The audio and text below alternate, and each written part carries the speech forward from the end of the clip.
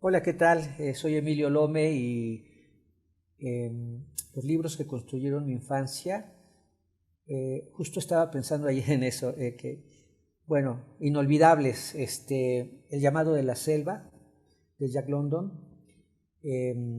A los 10 años me encontré una Ilíada allá en Mexicali, donde vivía con mis tíos, que me encantó, o sea, me encantó, no sé cómo apareció ahí la Ilíada, y me la bebí, sobre todo porque tenía dibujos de ánforas griegas donde venían desnudos, y entonces yo de niño dije, órale, y bueno, y fue cuando leía pues, a los héroes, a Aquiles, el ingenioso Odiseo, Ajax Telamón, Diomedes Tideida, wow, no, una maravilla. Eh, los cuentos de hadas, sobre todo de la radio, porque fui un niño que todavía le tocó la radio, Los tres pelos del diablo, que me encantó. Este, ¿Qué otro? Yo, en favor de la SEP, el libro de español Lecturas de la SEP, yo me lo bebía. Antonio Machado, lo recuerdo. Federico García Lorca, Alfonsina Storni, Octavio Paz, me acuerdo, de un poema, cantan los pájaros, cantan sin saber lo que cantan. Todo su entendimiento es su garganta, me acuerdo, de un haiku de Octavio Paz. Y eran los libros que leíamos, bueno, libros de texto en español, lecturas que yo me los leía. Bueno, Marielena Walsh, ahí conocí a Marielena Walsh en los libros de español, lecturas. No tenía una familia libresca, o sea, en mi pueblo, allá en Guerrero, bueno, también mis primeras lecturas fueron cómics, lo recuerdo muy bien, no había libros, había cómics.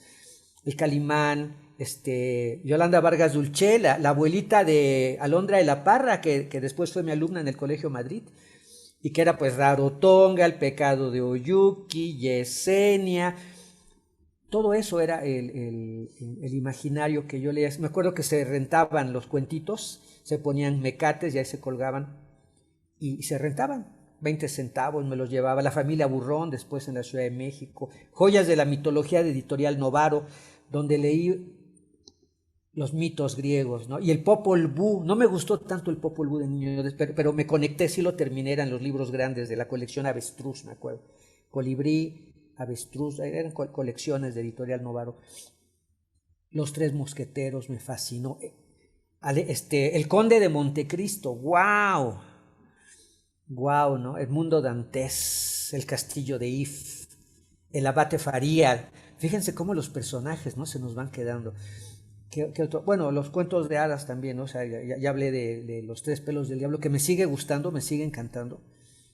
A partir de una lectura de Bruno Bettelheim, Psicoanálisis de los cuentos de hadas, volví a leer cuentos de hadas. Había uno bueno, Meñique, el Tesoro de la Juventud, ahí leí Meñique de José Martí, me acuerdo. Y también, ¿qué otro libro me fascinó bueno, leía Bestseller, bueno, leía Stephen King también, Cementerio de Mascotas, que me gustó mucho. Pero yo creo que básicamente lo que a mí me encantó desde siempre, y ahora lo creo cada vez más, la Ilíada. La he leído muchas veces, la Ilíada de Homero, y leí la Odisea hace poco, lo confieso. No había leído la Odisea. Me fascinó. A los 14 años, la maestra de español nos hizo leer La ciudad y los perros de Mario Vargas Llosa. Increíble. A los 16 leí ya en el bachillerato Cien años de soledad. Bueno, pues ahora que leí la Odisea me di cuenta que ahí estaba todo, ahí estaba Cien años de soledad.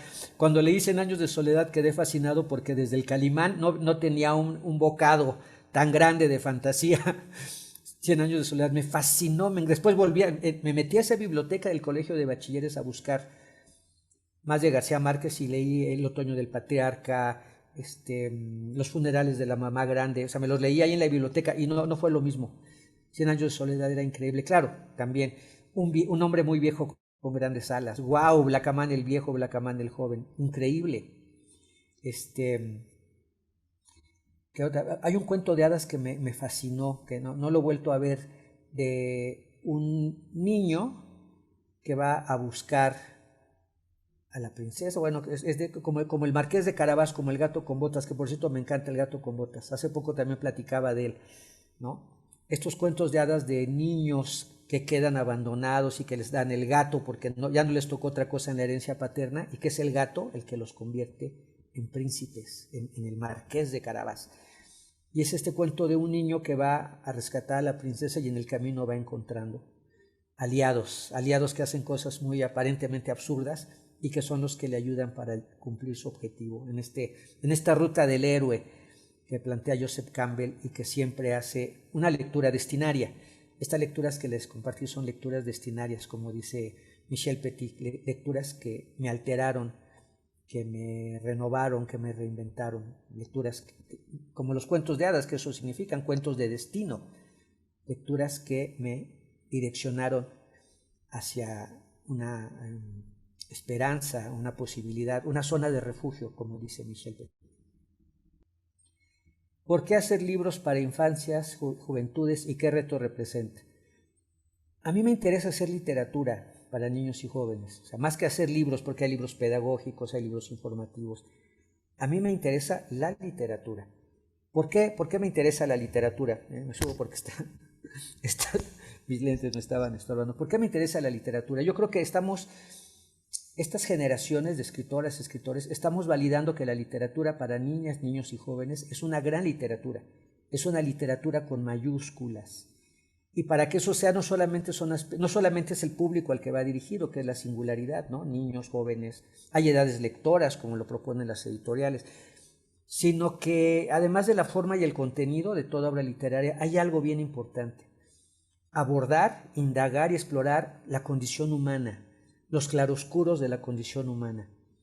Y creo que esta literatura que se está haciendo ahora en México en este tiempo lo está haciendo, está abordando estos temas prohibidos, estos temas difíciles, estos temas vedados, y los está abordando justamente con las herramientas estéticas y simbólicas de la literatura. A mí me interesa indagar la condición humana en general desde este segmento, de este sector de población que son los niños y jóvenes, que en México son la tercera parte, ¿no? En México, por ejemplo, en la primera infancia, que es un rubro que también trabajo, hay 8 millones de niños y niñas menores de 6 años, o sea, todo un país, ¿no? Muchísimo, una cantidad de ciudadanos notabilísima. Entonces me interesa esto, ¿no? Hacer literatura con mayúsculas, es decir, esta indagación en esas problemáticas. Y los últimos libros que he hecho creo que ya tienen que ver con eso. Y algo bien interesante, esta indagación en esta problematización de la condición humana con todo el espectro de claroscuros vinculados a la niñez, no solo tiene que ver con la niñez externa, sino tiene que ver con nosotros como adultos que seguimos teniendo en nuestra memoria corporal, en nuestra historicidad, un niño y una niña. Entonces, para mí, hacer literatura para niñas, niños y jóvenes es una indagación estética, una indagación personal, una gozosa exploración de la condición humana, de mi condición humana, de la condición humana de niños y niñas. Y creo que eso es lo que está pasando en México ahorita, ¿no? Sí estamos haciendo ya una literatura para niñas, niños y jóvenes con mayúsculas. Y no solamente una literatura escrita, una literatura visual. Hay un boom de los diseñadores, de los ilustradores, de las editoriales. Es decir, la literaturalidad se está dando también en lo visual, en el diseño de las ediciones, en los formatos. Y yo creo que ya podemos empezar a decir entre todos, generar un contenido de que en México se está haciendo una literatura para niñas, niños y jóvenes, o una LIG, que le llaman, que yo difiero porque creo que la palabra infancia significa el que no tiene voz. Entonces lo infantil es aquello que no tiene voz. Entonces creo que tenemos que reflexionar mucho sobre esta semántica de lo infantil, de la infancia. Tenemos que reflexionarlo, problematizarla también. Creo que estamos haciendo ya desde la poesía, la narrativa, la ilustración, el diseño editorial, el ensayo, la investigación. Estamos haciendo ya una literatura para niñas, niños y jóvenes con mayúsculas. Es decir, estamos construyendo una ciudadanía que desde los espejos y las ventanas simbólicas de la literatura acceden al conocimiento de sí mismos, al conocimiento de su realidad, y conocer la realidad en sus claroscuros da la posibilidad de su transformación. Como dicen las normativas internacionales, la niñez tiene una agentividad, la niñez es ciudadana y por lo mismo tiene la posibilidad y el derecho de leer su realidad para transformarla. La literatura siempre ha ayudado a leer la realidad de manera integral y ha ayudado a la construcción de ciudadanos críticos, creativos, transformativos. Les presento La vaca que se crea mariposa, su tercera edición. Esta es la edición colombiana de la editorial Avión de Papel. y la vaquita se fue a volar a Colombia. ¿Y por qué se las quiero leer? Bueno, porque pertenece a un género todavía muy poco valorado en México. En Argentina, por ejemplo, es un género muy valorado, el versicuentismo, en la línea de Marilena Walsh, ¿no? De sus grandes libros en verso, de versicuentos. Entonces, me gusta mucho, se los comparto justo, bueno, porque he escrito, este es El elefante y la margarita, en su versión española, ¿no? La editorial Diego Pun.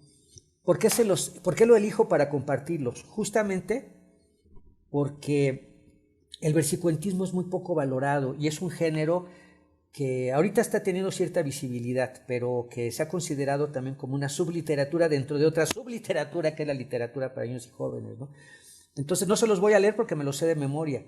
Y bueno, defiendo mucho el versicuentismo, tengo toda una charla sobre eso, sobre por qué el versicuentismo es un género que desde Cricri hasta textos, ¿no? Como Antonio Granados, que tiene algunos textos también de Ibar Dacol, es algo que ya existe y que deberíamos de visibilizar más. Bueno, la vaca que se queda mariposa. Tras un sueño sabroso y colorido, salpicado de ronquidos y mugidos, cierto día una vaca fantasiosa despertó creyéndose mariposa. Dando un brinco saltó fuera de la cama, se quitó a toda prisa su pijama y se hizo muy quitada de la pena unas alas de papel y unas antenas. Creyendo que volaba, fue a buscarse una tímida flor donde posarse. Caminó varios minutos, pero al fin encontró un espléndido jardín. ¡Allá voy! Gritó la vaca jubilosa, corriendo a posarse en una rosa. Pero en vez de aterrizar muy suavemente, como bulto, cayó estruendosamente. Aunque ya lo adivinas, te diré que el jardín terminó hecho puré, mas la vaca ni se dio por enterada y fue en busca de otra flor como si nada. Sin jardines la ciudad iba quedando, pues la vaca sobre todos fue brincando. ¡Hagan algo!, vociferaba la gente, esa vaca saltarina está demente. Furiosos comentaban los vecinos, basta ya de semejantes desatinos. Esa vaca se está pasando de viva, mandémosla a una terapia intensiva. Bien a bien, yo no sé cómo le hicieron, pero todos a la vaca convencieron. Y más tarde, como ya después se supo, ella fue a una terapia de grupo. Un doctor, cada tarde, muy puntual, le decía buscando curar su mal: naciste para dar leche y mugir, ese sueño de volar, déjalo ir. Tras 6 meses de consulta prolongada, el doctor le dijo: al fin estás curada, y le dio con gran pompa y alaraca un diploma que decía: soy una vaca. Los vecinos hicieron una fiesta y también un gran baile con orquesta. Muy contentos quisieron celebrar que la vaca se había logrado curar. Cuando todos estaban festejando, pasaron 3 mariposas volando, y al verlas como un murmullo pequeño, la vaca recordó su antiguo sueño. Entonces, entre suspiros de anhelo, poco a poco se fue elevando del suelo, al tiempo que iba diciendo orgullosa: véanlo bien, yo soy una mariposa. Y así, sin más alas que el deseo, voló hacia el horizonte, y yo creo que hoy en día ya habrá dejado sus huellas en la luna, la Vía Láctea y las estrellas. La vaca que se creía mariposa. Editorial Avión de Papel, de Colombia. Hola, soy Emilio Lome, soy autor de literatura para niñas, niños y jóvenes. Pueden encontrarme en Facebook y en Instagram con mi nombre, y en las librerías tengo muchos libros para compartir. Espero que los disfruten. Ha sido un gozo platicar con ustedes, compartir la palabra y la imaginación. Muchas gracias.